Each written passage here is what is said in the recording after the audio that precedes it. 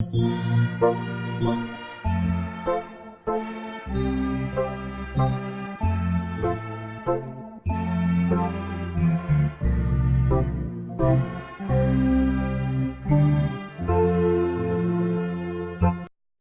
à Dieu. Nous sommes reconnaissants au Seigneur pour ce temps de la grâce. Nous voulons vous demander de baisser la tête pour la prière. Prions ensemble. Papa, merci pour ce que tu nous donnes d'être dans ta présence à pareil moment. Nous voulons célébrer ton grand nom, ta grande compassion et ta miséricorde. Nous prions que, à travers ta parole, tu nous donnes des éléments pour être plus forts, plus convaincants et prêcher ta parole avec autorité. Nous te disons merci parce que c'est fait et que le message impacte les vies. Béni sois-tu, Père, pour la réponse.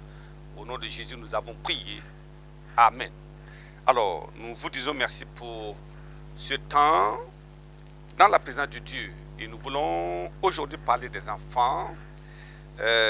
Comment enseigner, éduquer les enfants pour que nous ayons des enfants qui vont influencer le monde aujourd'hui. Alors, le thème est intitulé « Enseigner toute la vérité pour élever des enfants sains dans un monde en déclin ».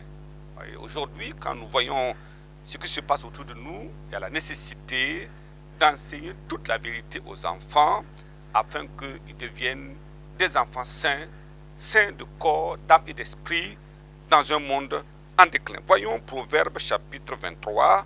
Nous lisons le verset 13. La parole de Dieu dit ceci: n'épargne pas la correction à l'enfant. Si tu le frappes de la verge, il ne mourra pas. Vous voyez, souvent nous croyons que la verge tue les enfants. Non, quand c'est équilibré, lorsque la correction est proportionnelle à la taille, à l'âge de l'enfant, alors nous faisons du bien. Donc, on ne doit jamais épargner alors la correction à l'enfant. Proverbe chapitre 20. Le verset 11, la Bible dit ceci, verset 11, l'enfant laisse déjà voir par ses actions si sa conduite sera pure et droite. Quand vous observez l'enfant, vous savez si l'enfant sera un enfant de demain ou bien un problème de demain. Alors, le monde est en déclin. Ce monde n'a rien à donner aux enfants pour garantir un équilibre dans leur développement. Raison pour laquelle nous devons nous poser la question: comment les enfants auront-ils un développement holistique s'ils ne sont pas enseignés, s'ils ne sont pas encadrés, s'ils ne sont pas conseillés par des personnes versées dans les saintes écritures? Ce sont elles qui peuvent rendre à sage ou à salut nos enfants. Voilà pourquoi l'attente de Dieu est grande vis-à-vis de ceux et de celles qui ont la charge d'enseigner les enfants et qui ont répondu à l'appel de Dieu dans ce cadre-là. Et quand nous parlons d'enfants, nous parlons des parents, nous parlons des éducateurs, nous parlons des enseignants. Tout ce monde-là doit être mobilisé autour de l'enfant pour l'amener à la croissance normale. 3 points que nous allons considérer dans ce message. Premièrement, nous verrons les effets d'un monde agonisant sur les enfants. Ce monde agit négativement sur les enfants. Deuxièmement, nous verrons l'éducation chrétienne, la base fondamentale du développement holistique de l'enfant. On a besoin d'inculquer à l'enfant ce qu'il doit faire, ce qu'il doit vivre, et alors la puissance de Dieu va opérer une transformation profonde dans la vie de cet enfant pour en faire un homme saint de demain. Troisième point, nous parlons de l'enseignement équilibré des Saintes Écritures pour la promotion des enfants sains. Quand on parle d'enfants sains, un enfant sain de corps, d'âme et d'esprit. Alors, premier point, nous parlons de l'effet d'un monde agonisant sur les enfants. Regardons dans Psaume chapitre 75. La parole de Dieu dit là-bas, Psaume 75 du verset 3, il nous dit: autant que j'aurai fixé, je jugerai avec droiture. La terre tremble avec tous ceux qui l'habitent. Moi, j'affermis ses colonnes. Dieu est le créateur de la terre et du ciel. Mais il dit, cette terre-là va trembler. Pourquoi elle tremble? À cause du péché qui pèse sur elle. Mais il dit autant marqué, autant fixé. Il dit qu'il va juger avec droiture. Ça veut dire que nous devons nous rappeler de cela. Les enfants, à cause de ce que nous sentons dans notre cœur, en disant la douleur de l'enfantement, ou l'enfant, j'ai souffert pour l'avoir, et on ne veut pas que l'enfant soit mécontent. Attention, nous devons voir qu'est-ce que nous faisons. Nous sommes en train d'éduquer un enfant pour en faire un homme équilibré demain, ou bien un monstre qui va ravager tout autour de lui. À nous de choisir. La génération actuelle est méchante, perverse, elle est impudique, frivole, elle est dépravée et elle a une puissance extraordinaire de contamination ou de contagion aucun enfant n'est épargné. Cette contagion, alors ses effets contaminent tout autour d'eux et pratiquement on ne sait pas comment un enfant peut être épargné. Alors voilà pourquoi nous avons besoin de regarder avec attention et voir ce que nous pouvons faire. Matthieu chapitre 10, nous lisons le verset 1. Il dit ceci au verset 1, il dit, puis ayant appelé ses 12 disciples, il leur donna le pouvoir de chasser les esprits impurs et de guérir toute maladie et toute infirmité. Ça veut dire quoi? Voyez, cette génération vit dans des troubles parce que les esprits impurs possèdent des enfants et les poussent au dérèglement, à la rébellion vis-à-vis de Dieu et de sa parole. Vous voyez, quand on voit le comportement des enfants, souvent nous croyons qu'il n'y a aucun problème. Bon, ce sont des comportements puérils. Attention, il y a des forces du mal qui les entraînent à faire tout ce que nous voyons. Regardons 2 Pierre chapitre 2. 2 Pierre chapitre 2, nous lisons le verset 14. Il nous dit au verset 14, 2 Pierre chapitre 2, nous lisons le verset 14. La Bible dit là-bas, ils ont les yeux pleins d'adultère et insatiables au péché, ils amoncent les âmes mal affermies, ils ont le cœur exercé à la cupidité, ce sont des enfants de malédiction. Alors, donc vous voyez que c'est ce que les gens ont hérité, les enfants ont hérité de ce monde mauvais. Voilà pourquoi il est important de comprendre ceci et de prier pour nos enfants, de leur enseigner la parole de Dieu et les amener à la vie normale. Regardons dans 2 Rois chapitre 17. 2 Rois chapitre 17, nous lisons le verset 41. Le verset 41, il dit, et ils n'ont point obéi, et ils ont suivi leur premier usage. Ces nations craignaient l'Éternel et servaient leurs images. Et leurs enfants et les enfants de leurs enfants font jusqu'à ce jour ce que leurs pères ont fait. Voyez, c'est très très important.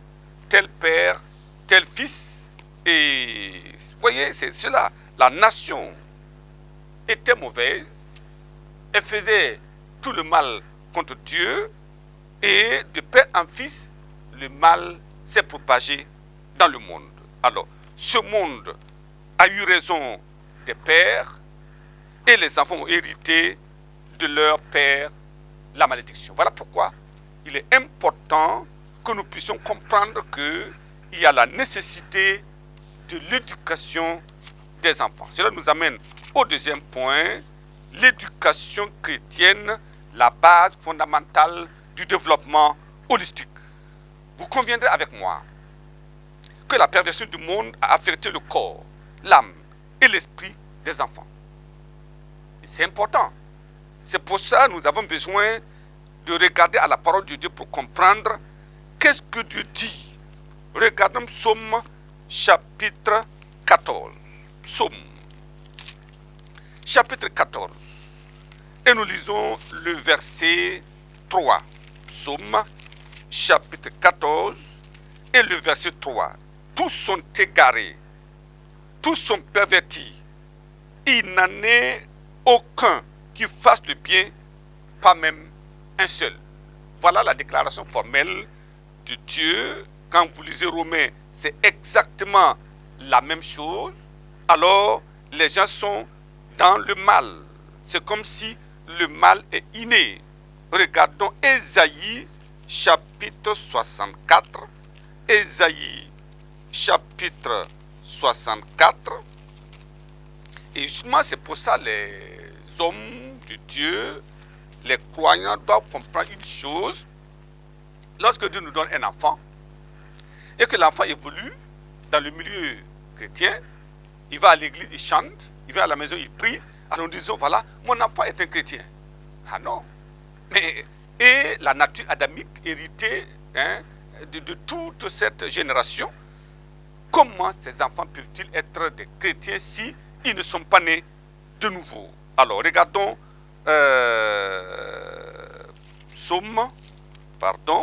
Ésaïe chapitre 64, le verset 6. Il nous dit là-bas, verset 6, il n'y a personne qui invoque ton nom, qui se réveille pour s'attacher à toi. Aussi, nous as-tu caché ta face et nous laisses-tu périr par l'effet de nos crimes. C'est cela. Voyez, ça c'est important de noter que lorsque nous faisons ces choses-là, et au verset 5 même, il nous dit encore, nous sommes tous comme des impurs. Voyez, ça c'est cela, comme des impurs, et toute notre justice est comme un vêtement souillé. Quelque chose que nous faisons, on peut faire semblant d'être bon, on peut imiter des bonnes actions des hommes, on peut même être compatissant, mais lorsque le cœur n'est pas changé, alors il dit que notre justice est comme un vêtement souillé. Dieu ne peut pas prendre plaisir à cela. Voilà l'état des enfants aujourd'hui. Seule la vérité absolue, c'est cela, la vérité absolue établie dans le ciel peut opérer une transformation radicale dans la vie de l'enfant. Voilà pourquoi il dit dans Jean chapitre 8 verset 32, vous connaîtrez la vérité et la vérité vous affranchira. Voilà pourquoi les parents, les éducateurs ont le devoir de donner l'essentiel de la parole, la vérité qui affranchit. Et alors, ils connaîtront la vérité et la vérité les affranchira. S'ils ne connaissent pas la vérité, il n'y a pas d'affranchissement possible. L'éducation chrétienne est l'exposition systématique de la parole de Dieu, permettant à l'enfant de connaître l'état de son cœur dépravé. Quand l'enfant ne sait pas que son cœur est dépravé, qu'il vit dans une position d'ennemi de Dieu, alors comment va-t-il comprendre? Et aussi, nous devons enseigner la contamination, ou du moins la condamnation, qui attend les pécheurs. Il faut que l'enfant sache qu'il y a la condamnation qui attend les pécheurs. Mais aussi, il doit comprendre qu'il y a la main tendue de Dieu. C'est cela. Et aussi, il doit savoir, mais quels sont les pas à faire pour que, en tant que pécheurs, nous soyons réconciliés avec Dieu. Donc, ce sont les étapes qui amènent l'enfant vers la connexion avec le Dieu de grâce. C'est important et c'est comme ça que l'enfant saura que, attention, mon cœur est dépravé. Il y a une condamnation qui pèse sur moi. Mais heureusement, il y a une main tendue de Dieu. Heureusement, voici des pas que je peux faire pour me réconcilier avec Dieu. Et alors l'enfant va emprunter le pas. Et alors, ça serait ainsi. C'est très très important. L'éducation chrétienne également, mais aussi l'accès sur la citoyenneté. Vous voyez, l'enfant doit savoir qu'il est dans un pays, que ce pays a des lois à respecter. Et on doit lui montrer à l'enfant la bonne conduite dans la société. Il ne vit pas de façon isolée. Il y a des voisins, il y a des amis. Comment vivre? Ça, c'est l'éducation chrétienne qui va lui montrer cela. On doit lui montrer aussi la soumission aux autorités. Il y a des autorités établies. Et ces autorités, ce sont des hommes que Dieu a placés là. Alors nous devons leur montrer cela. Et aussi montrer à l'enfant l'identité et l'attachement de l'enfant à son pays. Il est né dans un pays, il a l'identité du pays, il doit défendre ce pays, il doit travailler pour ce pays. Et ça, c'est important à inculquer dans la vie des enfants. Lorsque l'enfant ne sait pas, c'est pour ça, ils cassent les feux rouges, ils font tout ça parce qu'ils n'ont aucun respect, ils n'ont aucune connaissance de la citoyenneté. Alors, l'éducation chrétienne doit amener l'enfant à être un enfant complet. C'est tellement important. C'est le seul moyen pour élever des enfants sains dans la communauté. Cela nous fait passer au troisième point, qui est l'enseignement équilibré des Saintes Écritures pour la promotion des enfants sains. Important. Les enfants ont besoin d'être nés de nouveau. Cela afin que tout leur être entier connaisse une transformation radicale. Le corps transformé, l'âme transformée, l'esprit touché et transformé. Et alors, cet enfant sera un enfant saint dans une communauté ou dans leur communauté. Cela est aussi appelé le développement holistique. Nous devons donner un message holistique à l'enfant pour apporter un changement dans la vie de l'enfant. C'est un développement holistique également que l'évangile holistique va donner à ces enfants-là. C'est important de pouvoir faire cela. Alors, en ce moment-là, ses émotions sont touchées, son intellect est touché, son cognitif est touché.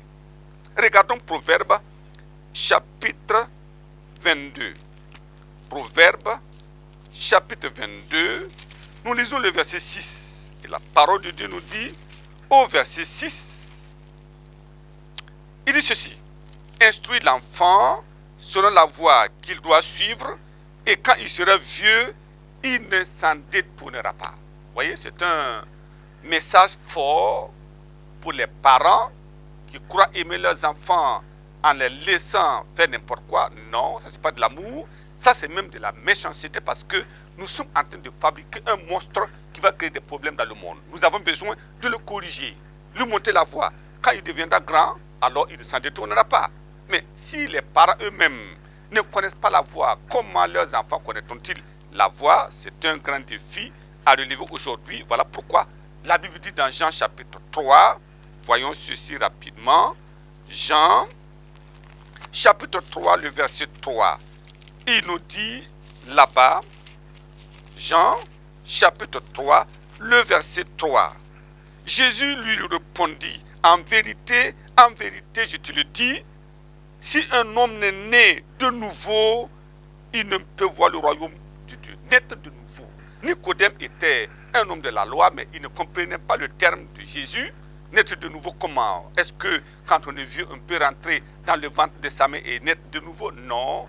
Il dit que nous devons naître d'eau et d'esprit. L'eau, c'est la parole. L'Esprit de Dieu arrive à convaincre l'enfant qu'il est dans une mauvaise posture, il a besoin du salut. Et alors la combinaison de la parole et la conviction que donne l'Esprit de Dieu amène l'enfant à comprendre son état, à implorer la miséricorde de Dieu, et la douce de Dieu vient et l'enfant est transformé. On dit qu'il est né de nouveau, ses priorités ont changé, sa vie a changé, son cœur a changé, tout a changé en lui. Alors, il faut effectivement montrer à l'enfant comment arriver à cette étape-là.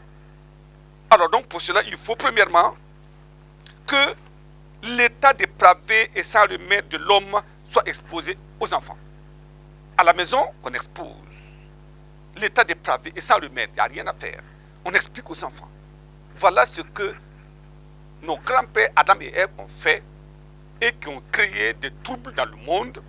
La dépravation est rentrée dans le cœur. Deuxièmement, l'amour de Dieu vis-à-vis de l'homme doit être expliqué. Mais comment Dieu, pendant que nous sommes pécheurs, manifeste-t-il son amour? Expliqué aux enfants, ça c'est très très important.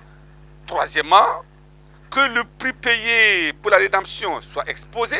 Christ est mort à la croix, c'est pour nos péchés qu'il est mort. Alors ils ont besoin de venir à la croix. Quatrièmement, que la décision capitale que doit prendre l'enfant soit enseignée avec passion. Dit, mais nous devons prendre une décision maintenant. C'est le moment de prendre la décision. Pour que nos péchés soient pardonnés, pour que nos fautes soient effacées, il faut prendre une décision. Cinquièmement, que l'enfant soit encouragé à prendre cette décision incontournable de se repentir et de se détourner de ses péchés. On peut lui faire lire Ésaïe chapitre 55, verset 5 et verset 6, que le méchant abandonne sa voie. C'est cela, le méchant abandonne sa voie. Qui retourne à l'Éternel, qui aura pitié de lui, lui montrer que mentir c'est un péché, tricher c'est un péché, voler c'est un péché, se fâcher c'est un péché. Et tout ça, l'enfant doit savoir que cela va l'amener très loin et alors cela va susciter alors la foi dans l'enfant. Ah bon, donc c'est possible que cette nature soit changée et l'enfant ayant la foi, alors priant ainsi, alors nous devons montrer à l'enfant qu'il doit croire que son pardon est accepté par Dieu et qu'il est justifié maintenant et que désormais il est devenu enfant de Dieu.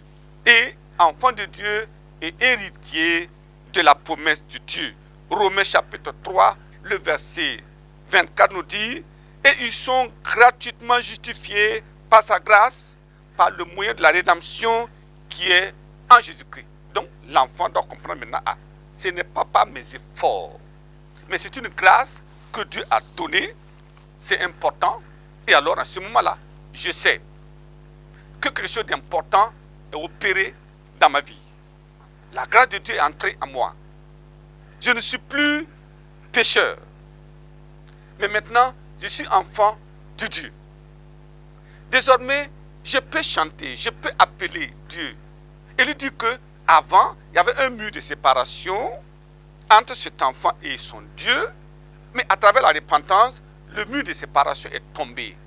Et maintenant, l'enfant peut s'adresser à son père directement en lui disant que lorsque Christ est mort à la croix, le voile du temple s'est déchiré en deux, du haut en bas, et nous avons accès maintenant au trône de la grâce pour présenter nos besoins, demander à Dieu la miséricorde, la grâce, et alors l'enfant maintenant sait qu'il peut parler directement à son père, il peut implorer la miséricorde. Oui, il peut dire, mais papa, je vois ma conduite n'est pas bonne, j'ai besoin de la toute de Dieu, et l'enfant est connecté directement au père. Voilà comment l'enfant peut vivre la vie de foi. Lorsque nous laissons l'enfant perdu dans les méandres et en se disant, bon, il est à l'école de dimanche, nous laissons l'enfant sans enseignement qui l'amène à une prise de décision, alors l'enfant croirait qu'il est croyant, qu'il est né de nouveau parce qu'il chante bien à la chorale, il est né de nouveau parce qu'il est en train de manipuler de manière extraordinaire les instruments de musique. L'enfant peut penser que tout va bien parce que quand il danse, les gens applaudissent. Mais pendant ce temps, le cœur demeure pécheur. Pendant ce temps, sa conduite n'a pas changé. Pendant ce temps, son cœur demeure dépravé. Et alors, vous verrez à la maison, vous verrez à l'école, les actions qu'il va poser, qui sont en fait l'état de son cœur. Voyez, la bouche là dit ce que le cœur est rempli. Et voilà pourquoi nous avons besoin de dire à l'enfant, désormais, tu es né de nouveau maintenant, Dieu va t'accompagner, et septièmement, l'enfant doit être engagé. Verset 3. Jude, verset 3, il dit, bien-aimé, comme je désirais vivement vous écrire au sujet de notre salut commun, je me suis senti obligé de le faire afin de vous exhorter à combattre pour la foi transmise au sein une fois pour toutes. Ça veut dire que l'enfant a besoin de demeurer dans la pureté de cœur, c'est un combat. Il doit dire non au péché, il doit dire non au mal, parce que maintenant, il est né de nouveau, il est enfant de Dieu. Il ne peut plus s'associer aux œuvres mauvaises des ténèbres. L'enfant sait que maintenant, s'il le fait, il peut perdre son salut. S'il est saint, alors il est enfant de Dieu. Il lui dit que le péché peut le séparer de son père. Et alors l'enfant, comprenant cette façon de faire, cherchera à être toujours connecté à Dieu. S'il pêche, il n'a pas besoin que ses parents le reprennent. Il va demander automatiquement pardon à Dieu. Et l'enfant commence une nouvelle marche avec Dieu de manière personnelle. Voyez, le salut est personnel. Nous devons connecter les enfants à Dieu et permettre à Dieu de les transformer et d'opérer un miracle défini dans sa vie. Quand ça c'est clair, nous disons maintenant, tu vois, comme tu sais, le péché n'est pas bon, tu as abandonné, et alors maintenant tu peux servir. On va aider l'enfant à servir Dieu dans l'église, à servir Dieu, à évangéliser, et alors amener l'enfant à être un enfant qui va gagner des âmes pour le Seigneur. Je prie que nos efforts soient couronnés de succès. Que nous soyons des parents, éducateurs, enseignants, voilà l'objectif, oui, pour lequel nous sommes placés là. Et je prie que, comme la grâce de Dieu est abondante, elle nous permettra de faire notre devoir, jouer notre partition et amener les enfants à être des enfants saints de corps, d'âme et d'esprit dans la communauté et demeurer un modèle pour les autres enfants. C'est un défi à relever, mais je pense que la grâce de Dieu est suffisante pour nous amener à ce point-là. Nous voulons baisser la tête et prier et dire merci à Dieu. Et comme nous parlons, les enfants qui écoutent doivent comprendre qu'ils doivent prendre ce chemin. Alors pour être sauvés, nés de nouveau, si vous enfants, vous êtes à l'écoute, alors je vous invite à baisser la tête et prier avec nous maintenant. Et le Dieu Tout-Puissant va opérer le miracle de transformation dans votre vie au nom de Jésus. Prions ensemble. Papa, merci pour ce temps de la grâce. Merci pour les enfants. Merci pour les parents. Merci pour les éducateurs. Merci pour les enseignants. Je prie et je demande, ensemble, que par ta grâce, nous formions des enfants à la gloire de ton nom. Et toi, par ton esprit, tu opères la transformation de vie pour en faire des enfants saints de corps et d'esprit dans le monde, afin, eux, à leur tour, de transformer le monde au nom de Jésus. Père, merci parce que c'est fait. Au nom de Jésus, nous avons prié. Amen. Amen. Que Dieu vous bénisse abondamment.